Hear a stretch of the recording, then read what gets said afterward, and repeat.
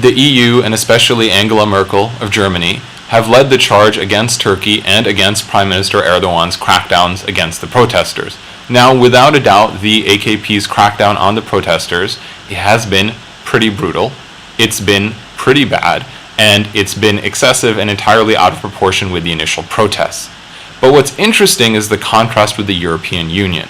Now, I'm going to make a claim here which might seem a little bit controversial, but Turkey is more democratic than the European Union.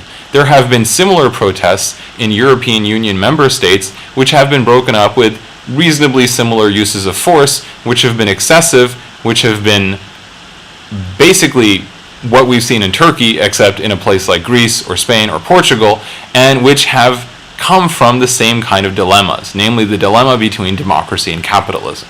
However, and here's the difference, if you are an EU member state, your voice no longer counts.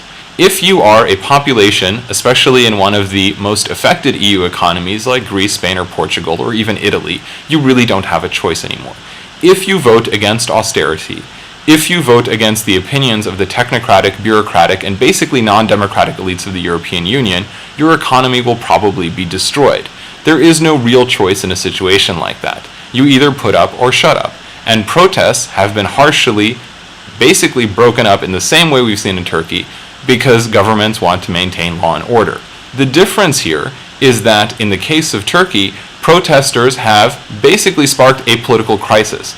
And because there is no non-democratic elite that stands over Erdogan, it is easier for the Turkish population to resist certain inroads made by capitalism that they perceive as threatening to social justice, to the environment, to the cultural fabric of the city, or even their religious identity. There have been, for example, anti-capitalist Muslims, self-identified, in the protests issuing from Gezi Park and in Taksim Square.